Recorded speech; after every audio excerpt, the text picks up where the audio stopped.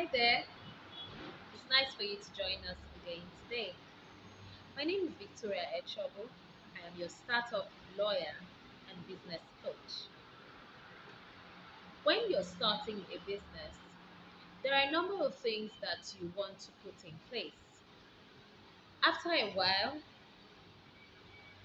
especially if you're doing well with your startup, there are a few you begin to need help and assistance to get a lot of things done. For instance, you cannot be the same person taking orders and carrying out the tasks that fulfill those orders. And say you are also going to do deliveries, you will need to take those goods or products, deliver them to the customer who needs them.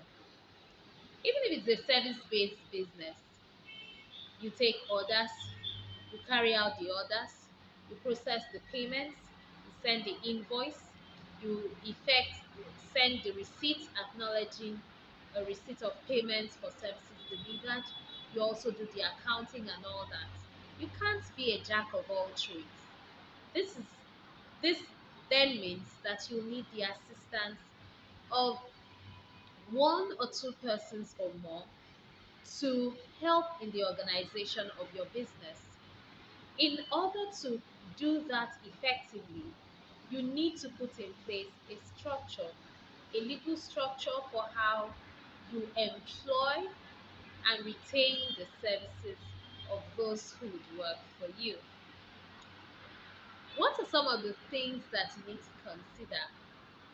You need to consider three main documents. Here are three main documents to consider when taking on the services of assistance at your office or in your business. Number one, such assistance that you will need. Number one, such structure you will need is to put in place what is known as an employment letter. You'll need to write an employment letter. Of course, you would have needed to place an ad or get referrals or recommendations to employ that very or those staff. So, firstly, you will need to put in place an employment letter.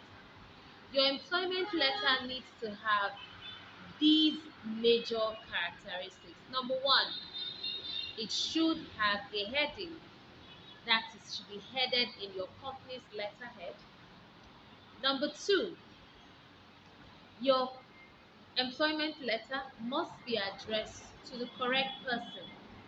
That means that you must describe the name of the person, the full name, the first and the last name of the person who is being employed and the address of that person. Your employment letter must be headed as employment letter. Now, here are facts or contents, examples of content to include in your employment letter. You'll need to state the terms of your employment. When one, what is the office that you are employing this person to occupy? Two, what is the job description for this person or this particular office? Three, what is the period of employment from when to when? For instance, if it's a contract um, job, maybe you need a project carried out within a specified period of time. You need to contain that in your employment letter. Say the project is for 6 months, you must state the exact date it begins to the exact date it ends. and if it is renewable, you must state it there. Your employment letter must also contain the terms of payment. The terms include A. How much is to be paid? B. When are there is it a basic salary? Are there bonuses? Are there what do you call it now? Are there other payments that are going to be made in addition to the basic salary? And three, when is that payment due? By when, I mean, is it a payment that will be made monthly or weekly or quarterly or paid in advance, a particular sum paid in advance and the balance paid at the expiration of the service of the particular project? So when you are done with all that, your employment letter needs to state the probation period. Is there a probation for this very person? Is it a month? Is it 2 months? Is it 3 weeks? What, or is it 6 months? Is that probation period? What are the terms of the probation period? Is that probation period revisable based on um, performance? Can by revisable I mean can period increase or reduce depending on the performance of that staff? Once you have determined that, you put it down, you state that in your employment letter. Sometimes your employment letter can include other details like details of the terms and conditions of service. When does the person resume work? When does work close? You have to define that in your employment letter so that this new staff coming to work with you understands what is applicable. Is the salary reviewable after the probation period? You'll have to state it in the letter. If it is not reviewable, then you mention it or you keep quiet on it. All right, I'm sure you've gotten that. Number two document that you need to put in place when you are hiring staff is a non-disclosure agreement. A non-disclosure agreement, usually called the NDA, is an agreement between the employer and the employee to do or not do, to not disclose sensitive information regarding the business.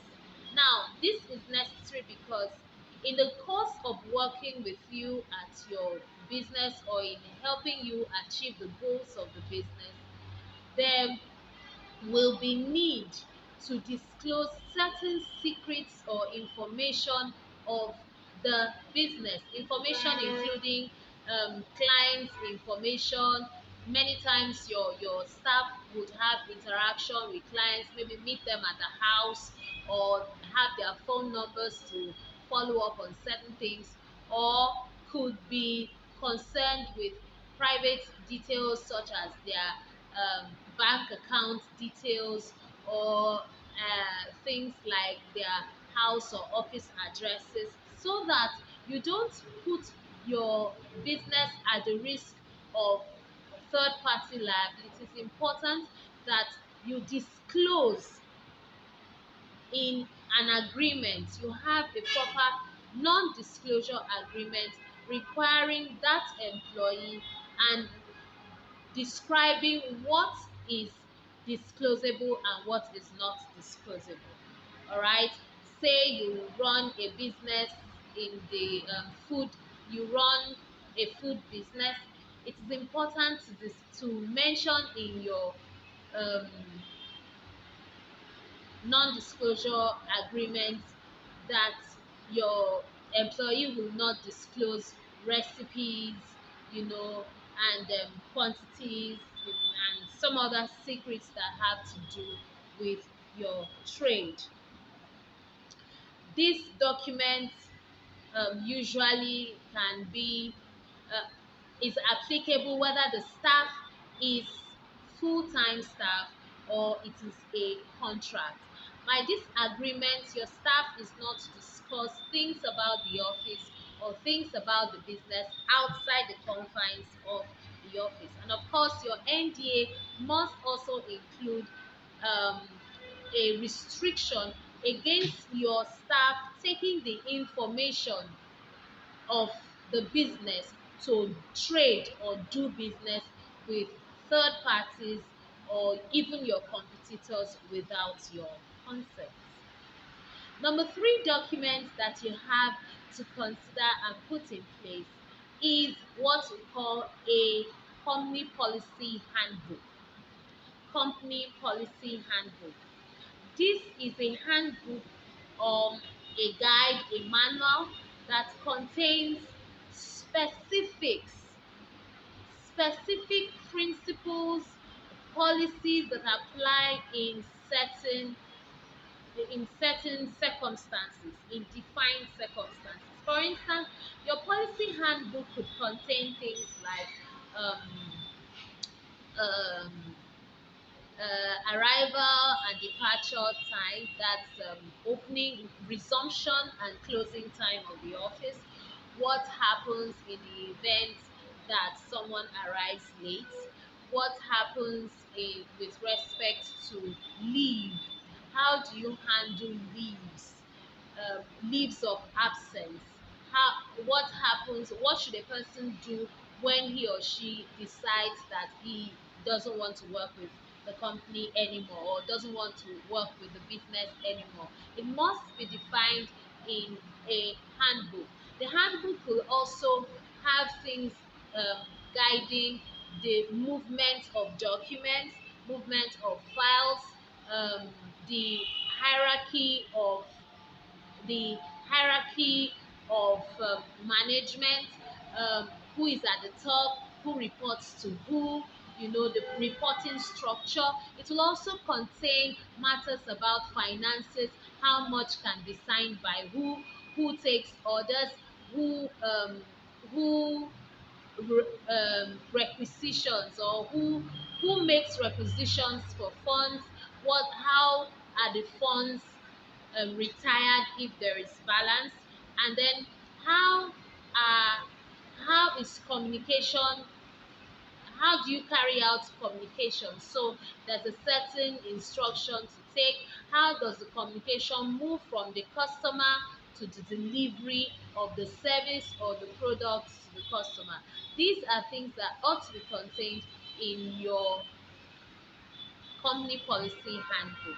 So these are three major documents that you should have once you're considering hiring staff. I'm sure that you have found this helpful. Remember that I'm always here every week, Tuesdays and Fridays. I upload a new video, and if you want to know if you are yet to register your business and you're asking the question, why do I need to register my business, or what do I even need to register my business, check out this video here and click the link in the description to get other resources that I have for you. And feel free to leave a comment of your questions or of other things that you would like me to create videos on, and I'll see you in the next video.